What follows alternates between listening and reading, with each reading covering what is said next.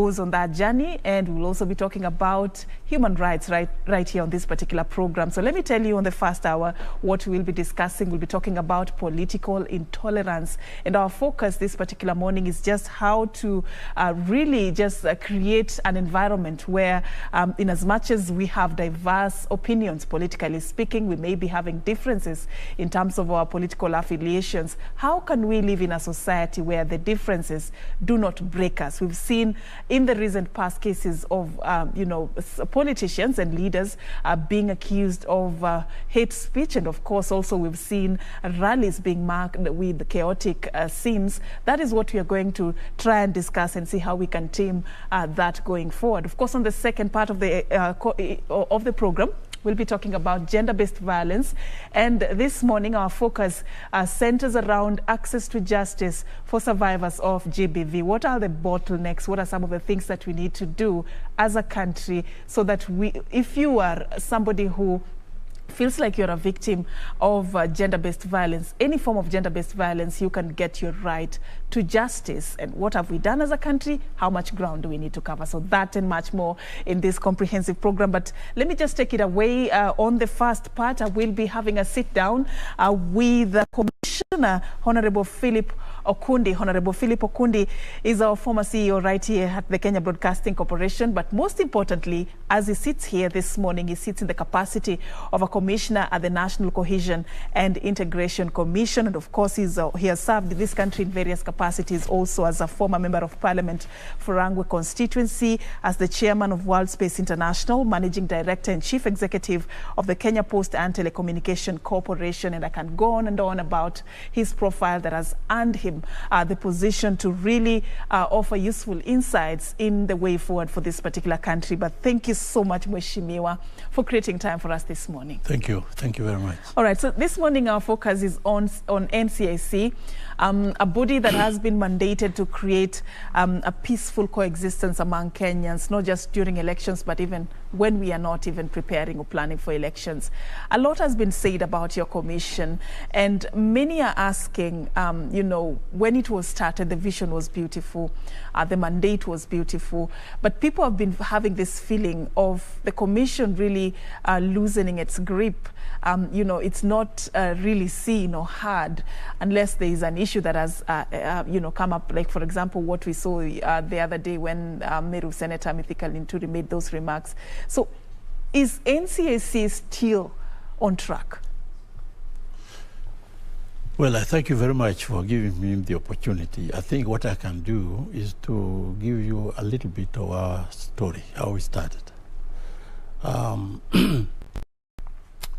When we had the general elections in 2007, thereafter there were major disputes about the results that came out. And as a result, violence flared up. And people started, when violence starts, many things can happen. People just kill you, even if they know you so well. They don't care who you are, they just kill you. They just kill, beat, and so many people were killed, many people were injured, and many people were displaced. They were removed from their own homes, their properties, and so on.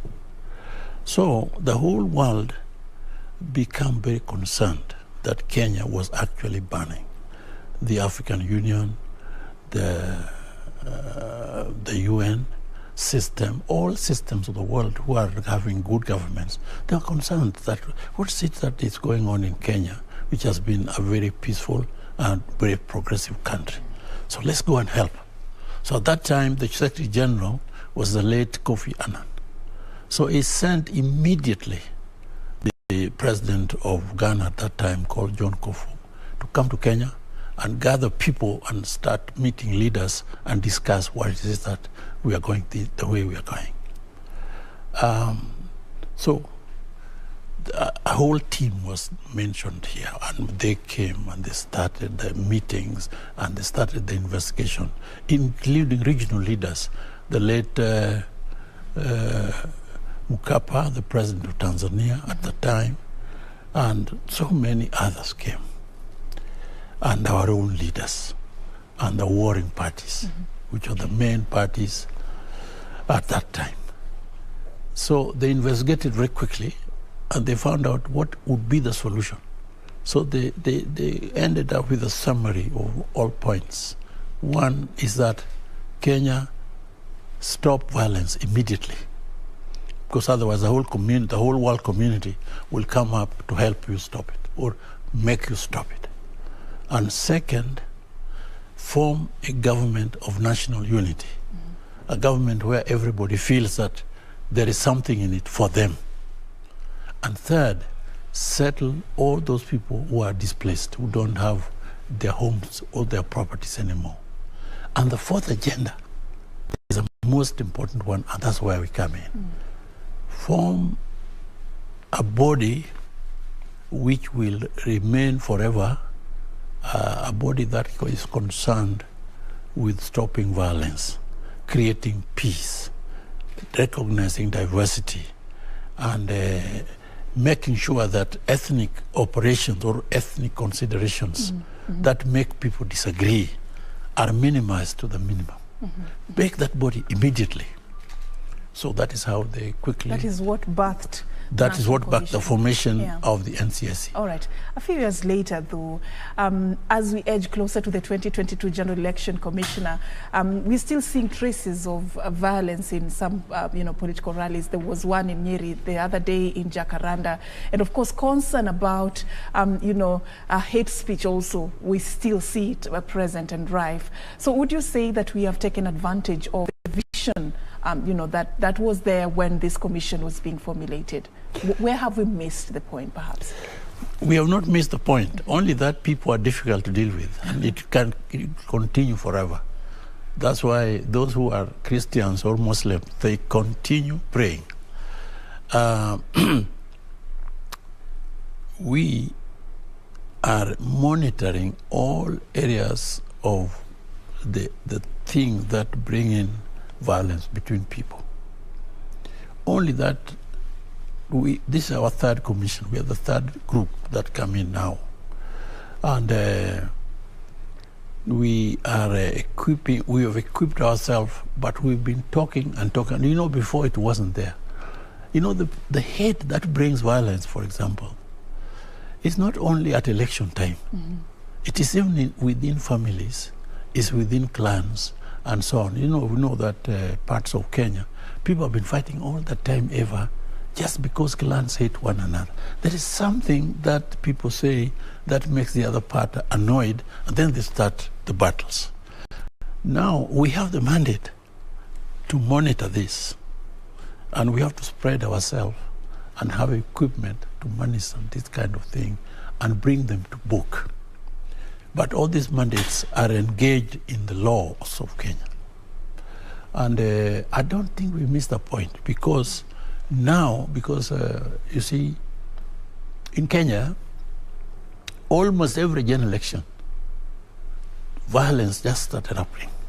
People start with a lot of hot speeches because they want to lead, but the others want to lead because they've knocked the others down. And knocking one another down involves some kind of things that are not tasteful. So as a result, we have to make sure people are taught and encouraged to understand that this is not the way. Sell your sell your ideas. Sell how good you're going to do to these people. And whoever wins, people will elect you. But of course, it does not come out perfect. We are hoping that it will come out perfect. And let me tell you about this thing, hate. Anywhere in the world where there has been proper war violences, there was always a hate speeches involved. In fact, if you read the history, Adolf Hitler, who was really the main cause of the World War, he said that he could talk on a point for so many times until you start believing him. And then when you believe him, you are going to attack the other fellow. Yeah. And that's really what we have to. That's why hate speech as such is given a chapter, given a clause in our act. And it is also tied up in chapter 6 of the Kenya constitution. All right. So these are things we have to look into. All right, Commissioner, you know, if you've touched on our history and even our trend when it comes to elections in this country, and concern that you have brought up there is what many would relate to. Sometimes it can get chaotic, and it has been characterized by violence, you know. Sometimes it gets too bad, like in 2007. Having known that as a commission, what are some of the things, practical ways in which you are dealing with this to be more, you know, proactive as opposed to being reactive? What is it that you're doing on the ground that perhaps the public would not be aware of? Well, we have programs. First, we mapped Kenya to produce hotspots, areas where this question of campaigns and violences normally start. Like we know, we can tell you a number of areas: Kisumu area, Nakuru, Nairobi here, Mombasa, and even parts of the country. So all those hotspot areas we know who they are. And we've been conducting all year long, and even before, seminars, meetings of calling leaders. We start with leaders of the county itself, and we go on to youths in those areas, border people, the religious groups, the various elders, the council of elders. We talk with them and we say, look, whenever you have a chance, talk to people about how peace can be built and how best that we can operate better if we are a peaceful country. If there's no peace, you'll not make it go. So we do that. We even have what is called peace clubs in schools. The only thing is that you start things in Kenya, but you now find when a problem starts, they think that you have not done anything. We do quite a bit, only that it may not be enough. There's that perception that the commission actually becomes visible when something major, something crucial has happened. So that's why I asked you that question. Because people would wonder, on ordinary days, where is NCIC? And, you know, what is NCIC doing? On ordinary days, if there is peace all over and people are not attacking one another, you'll find that NCIC is, people will not want even to worry about it. But when you come, like we had these recent days, some people were saying this area of ours, those who are not here, they go home. We managed to pick this guy and bring him to make a statement. And he was a very senior person in our government and in our parliament. And he's made the and is due for prosecution. And he knows that he was wrong. And it's not only one, there are so many others like that. And that process is going on.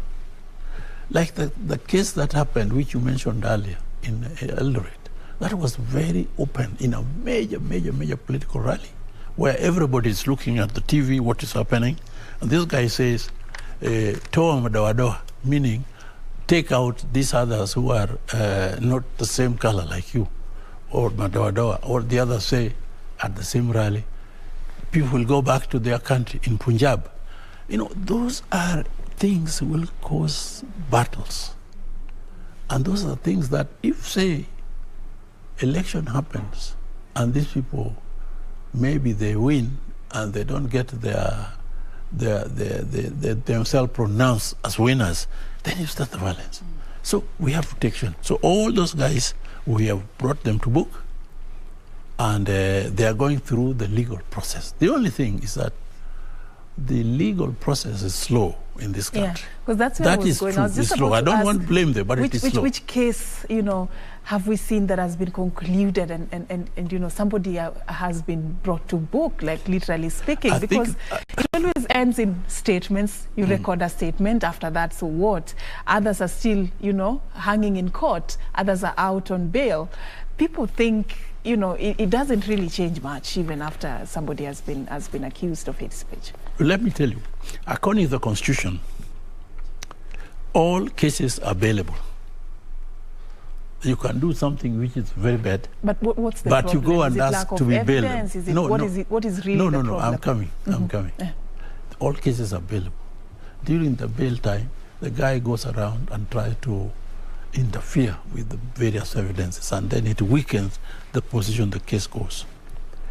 Now, I know that people will only understand when there is a major conviction and somebody is punished. Now, that is an area which is under the law, and it is in the judiciary. Ourselves, we have identified where it is happening, when it happens, the evidence which is there, and whatnot. And then, you know, the other people also carry their part of the job. And I think they're tightening now. At the moment, in our act, there is a clause. You know, all these acts are passed in Parliament. And you know, parliamentarians, I've been a parliamentarian. Whenever they pass an act, they look at various possibilities. Where are the escape clauses in case there's an escape? And there must be a part somewhere which, if it's exploited, then you minimize the threshold for prosecution. So is the current act providing such a loophole? The core is not a loophole. It's just one that has to be there. Because after all, if you're convicted of hate speech, and you go and tried and found that you are actually guilty, but there is a way that you will never do such a thing again, and that you can go teaching the people, become a preacher of peace, then you become a person who they have to think how to punish you. So those are areas which are grouped in the areas of escape clauses. So those kind of areas is something that we are tightening now. We are reviewing the act. There is a review. The Senate, the National Assembly, they know very well what we are going through with them. We've met the Committee of Parliament dealing with the equal opportunities which handle our side. They know exactly what changes have been made to tighten certain areas of our act. The same with the Senate. We've met even the speakers. But you know, it's taking time. It's very slow to take activities that become enactable in our parliaments. So that is one aspect. But nevertheless, this year, being general elections, we are going to be everywhere they are having a public meeting with devices that will listen to what people are saying, and with analysts which go to analyze what people have said and what is grouped under the areas which should be punishable under the Act, or either chapters of the Constitution, like Chapter 6, even Chapter 10, and even our own Act, and the various acts, penal code and so on, such as we do. So I think that this year the preparedness is much greater than ever before. Preparedness is coming up, and we are going to have symposiums. We have launched ourselves what is called Election Bila Norma, Elections Without Violence, 2022. And under this, there are so many programs. Symposiums, we have had a symposium with the faith-based groups, all the religious societies in Kenya. And they've signed a memorandum that they will ensure that even in their churches, the question of hate speech operations does not happen with politicians. And we've also met all the border leaders in the country. They have also signed this memorandum with us. So they are tied up that they will ensure that they are not used by politicians or by anybody to carry those who are going to attack somebody somewhere else, or attack a meeting and then they hide, and then we have people fighting for nothing. All right. I've heard you, and I'm really picking up what the Commission is doing to sort of avert, this trend of hate speech and political intolerance in our country. But I'm looking at the end result of all these efforts, and we're still struggling with seeing even at least one case serve as an example. We are still struggling with seeing the trend of violence every electioneering period come to an end. We're still struggling with the fact that, NCIC as a commission is still helpless in the event that after taking this case to a certain extent, there's really nothing much you can be able to do.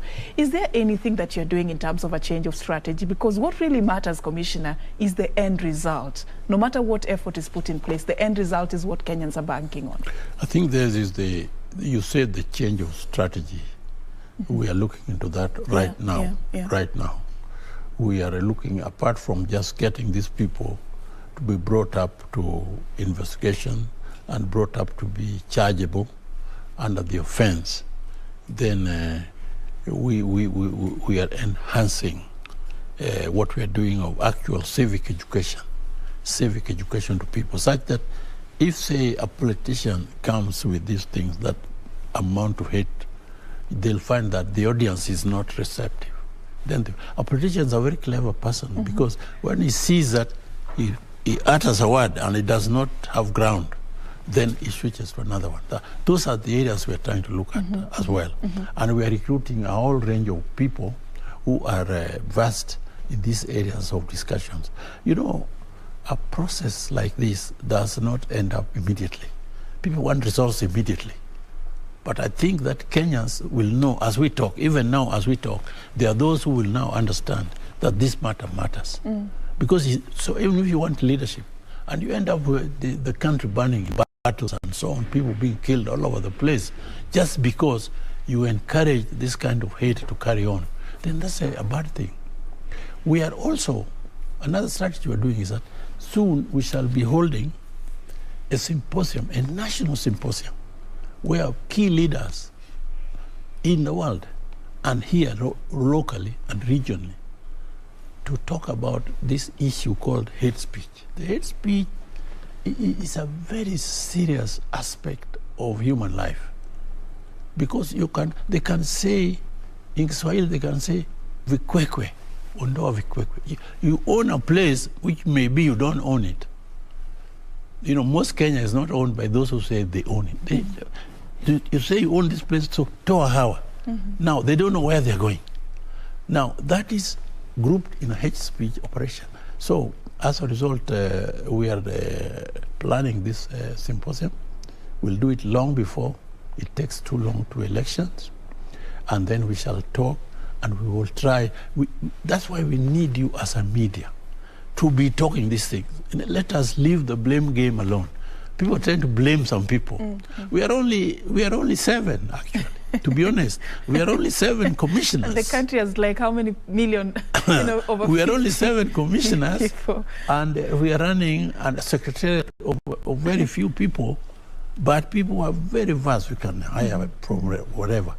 But we are preaching this, we are saying this, and I'm sure now that you saw some people, I can even say, there at one time when there were by-elections, there was a lot of hate going on at campaigns in Mombasa,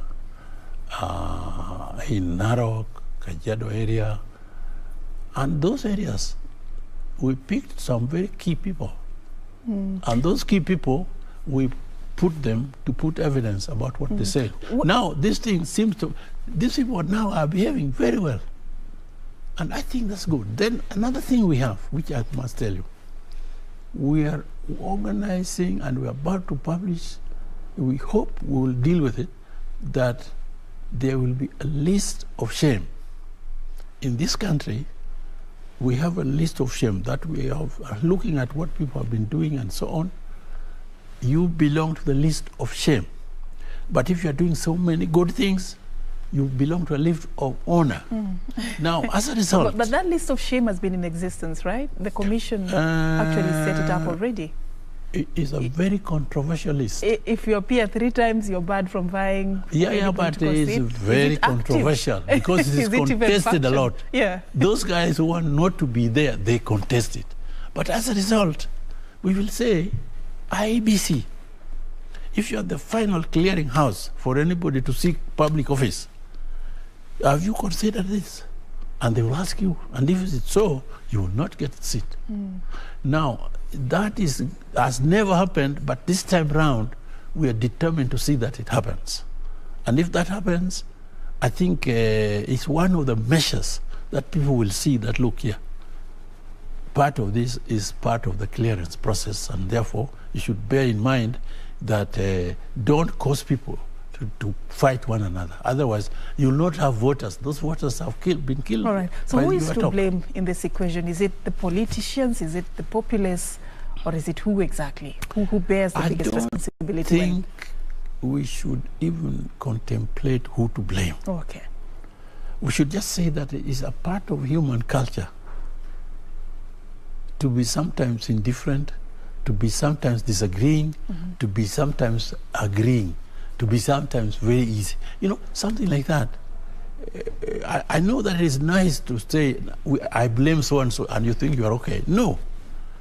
The thing is, we were told that this body will be one that has the mandate to prosecute a case that deals with people who cause this discord in the country. All right, Commissioner. And that's ourselves. All right. I wish we had more time to continue having this conversation, but we're in that season. Yeah. And of course, this is something that we will be picking up in the near future. And next time, hopefully, we have politicians to also have their say. I would have liked them to be here. They will be here next time. Thank you so much. Together. Thank you so much for your time. Commissioner Philip Okundi, he is a commissioner at the National Cohesion and Integration Commission. We were just talking about how to tame hate speech and political intolerance in our country as we edge closer to the 2022 general election. Thank you so much once again for your time. Thank you. All right, we are going to be crossing over into the second interview in just a bit. We are talking about gender-based violence. Our focus this morning is access to justice for survivors of gender-based violence. Do stay with me for that as we take a break right now. Thank you. Was it okay?